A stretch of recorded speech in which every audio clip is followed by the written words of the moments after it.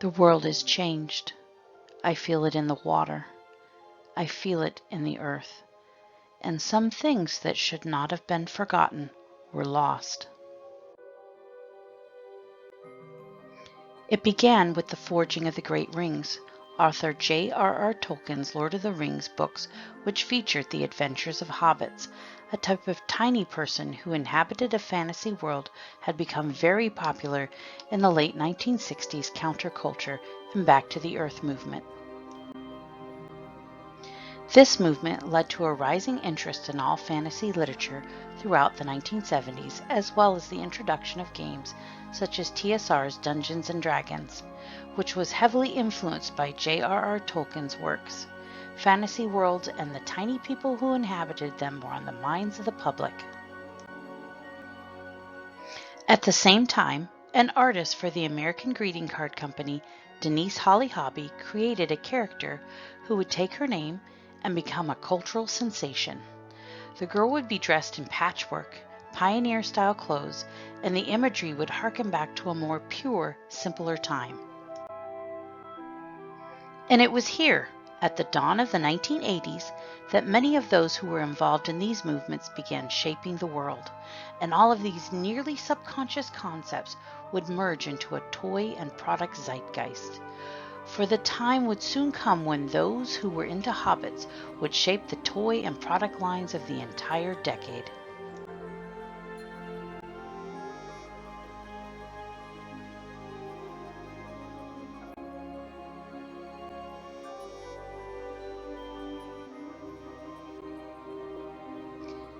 In the last episode, we discussed the theme of tiny folk living in fantastic or secret worlds, and how it became incredibly prevalent in television shows and cartoons of the 1980s. Many of the shows had corresponding toy lines. We focused primarily on toy lines that were highly influenced by the Smurfs. The Smurfs is one of the most iconic elements of the 1980s, and its popularity can only be described as astronomical.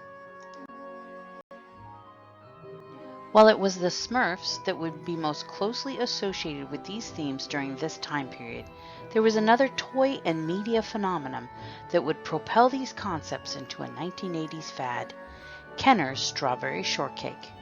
These were the product lines that would launch a dozen others and influence a whole toy line and product phenomenon throughout this time. It was in 1980 that the Kenner Toy Company would unleash a toy and product phenomenon onto an unsuspecting world. Strawberry Shortcake, the red-haired rampager, the berry bomber, the bonneted... She would come to be known by many names. The Strawberry Shortcake IP is still around today, but it has been through several iterations and reboots, each one different from the others. But this product line is one of the oldest of the little folk toy lines and was so popular that it spawned many imitators, knockoffs, and supplemental lines. Where did this tiny titan come from? There are many tales regarding the Great Red One's origins, but most agree that on a fateful day in 1972, freelance artist Barbie Sargent sat down to create an image to be used on an American greetings card for the upcoming Valentine's Day card season. No one knows the exact details of how the inspiration struck her, but it can be imagined that in a fevered and manic state, her paintbrush began to move frantically of its own volition to produce a picture.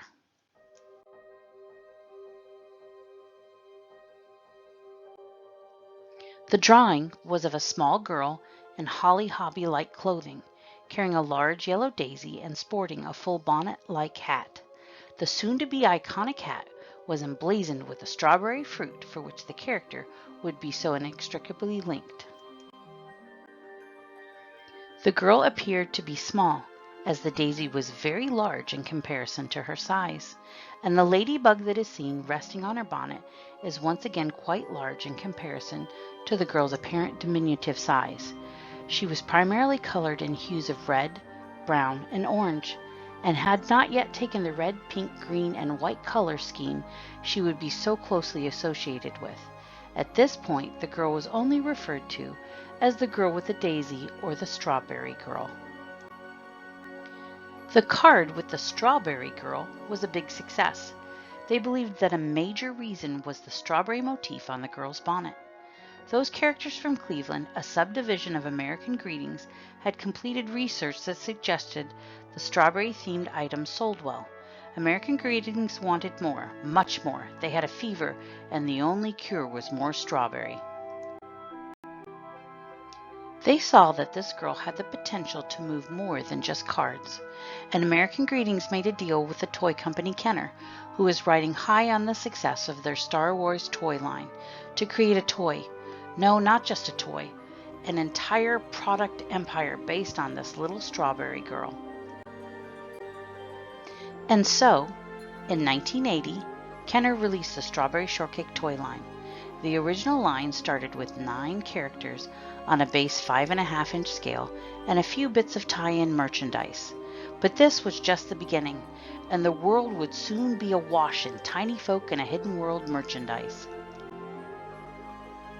Several animated specials were created to advertise and supplement the toys and products that featured the character and her friends.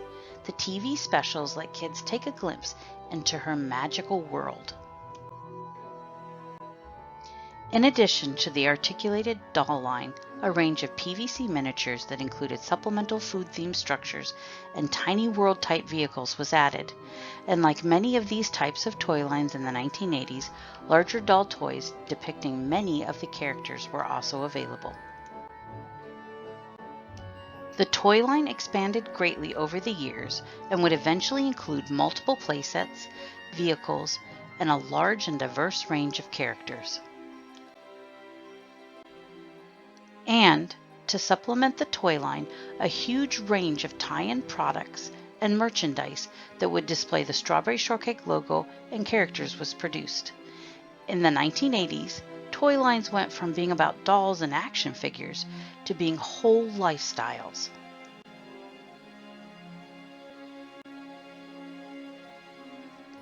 The product line is considered one of the great cultural elements of the 1980s.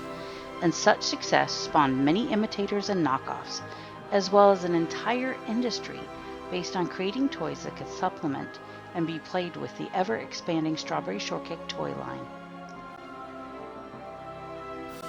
Two of the most direct imitator toy lines would come about when the parent companies of the Strawberry Shortcake line would go in different directions.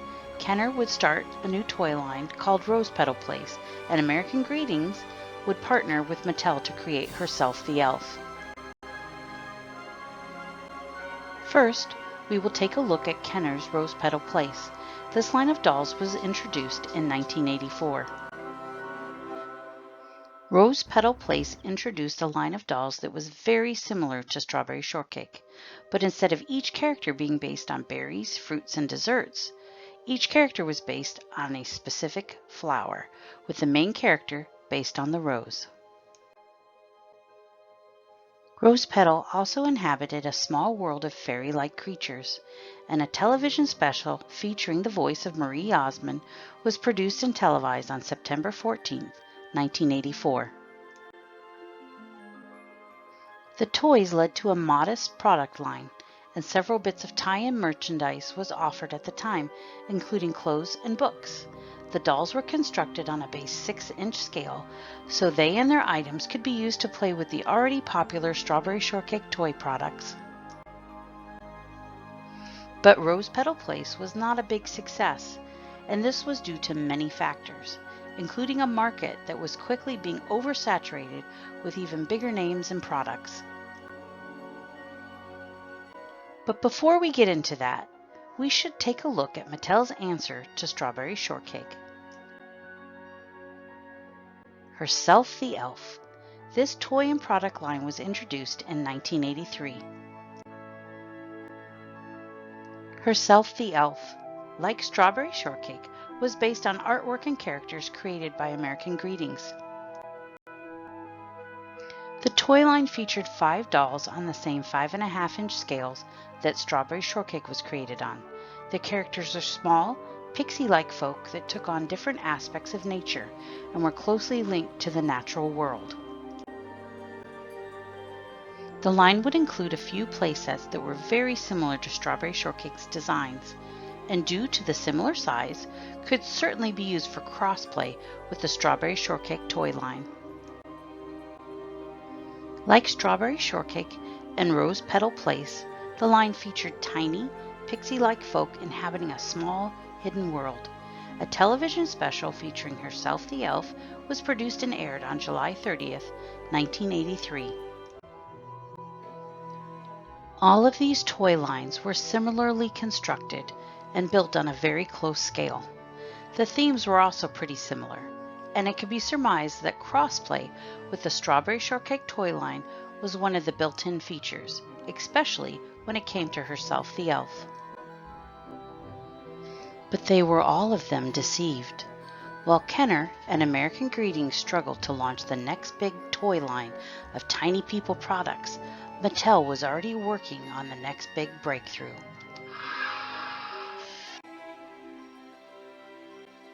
In 1984, just 1 year after Mattel debuted Herself the Elf, its own collaboration with American Greetings, and the same year that Kenner would release Rose Petal Place, Mattel collaborated with another card company to unveil the next big thing, Rainbow Frickin' Brite. Tired of watching American Greetings take all the toy and product dollars, Hallmark, the other greeting card giant, teamed with Mattel to launch their own great offensive in the war of tiny people inhabiting a magic land product. This unholy pairing just brought about Strawberry Shortcake's greatest foe, the Rainbow Brite toy line. Poop just got ugly and colorful. The Rainbow Brite toy line featured a little girl who went to a magical world that was cloaked in an eternal colorless murk. She helps the diminutive sprite inhabitants of the world by harnessing the magic of color to bring happiness back into the world. The toy line was extensive with characters based on each of the colors of the rainbow. The main character was the titular Rainbow Brite herself. She represented all of the colors of the rainbow, and her most famous incarnation, a 9-inch doll, featured a dress made of material that produced an opalescent rainbow sheen. The character came in many different forms and scales, including dolls of different sizes, small posable figures, and the ubiquitous PVC line offered from so many of these toy products from this time. A series of television shows were produced in which the character and her world was gifted with an intricate and thorough story. This led to a theatrical film, which was released in 1985.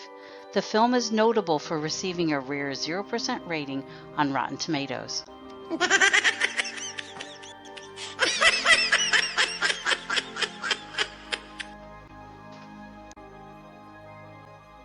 The toy and product line was as extensive as Strawberry Shortcake's and included tons of different dolls, supplemental toy products, multiple characters, and play sets and vehicles. In addition, the product line offered bedding, curtains, lamps, wastebaskets, clothes, and much, much more. Rainbow Brite was Strawberry Shortcake's biggest direct competitor, and while their product line did not last as long, it burned just as bright. Rainbow Brite. The battle lines were drawn.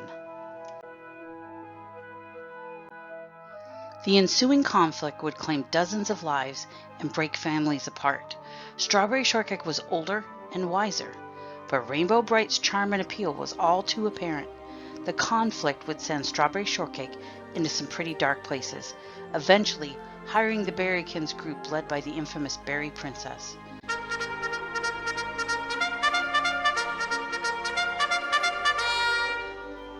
It was a fatal mistake. There were no winners, only losers.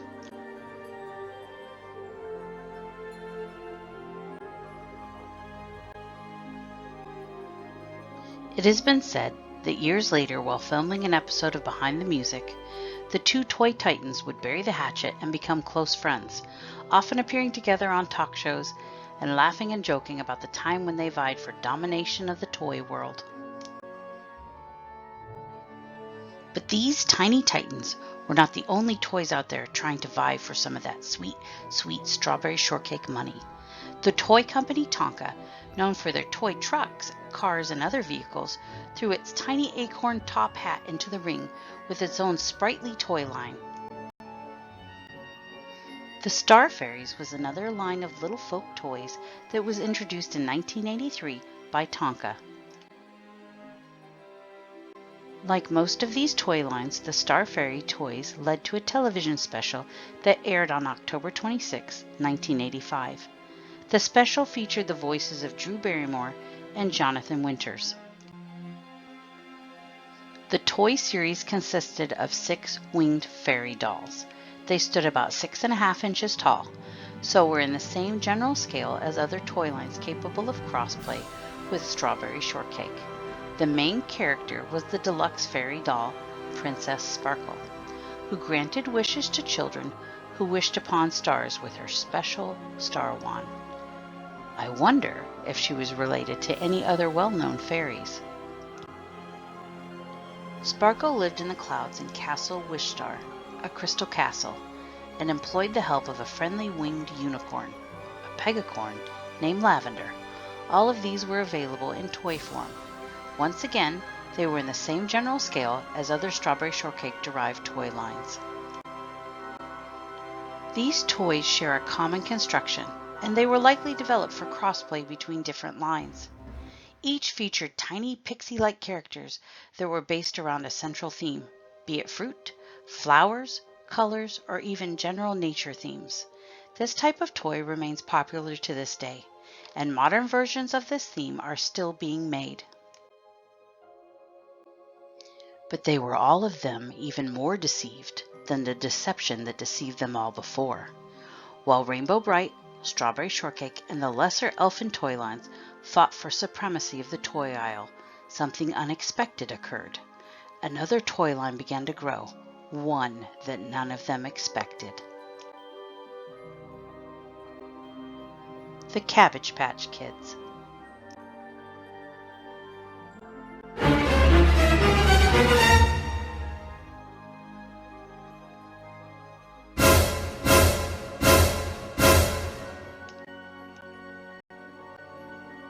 Please tune in to the third part of our look into the little folk and tiny magical hidden world toy lines of the 1980s, as we take a look at the little folk toy lines that defy easy explanation and how they tie into the whole tiny people and magic world zeitgeist of the time.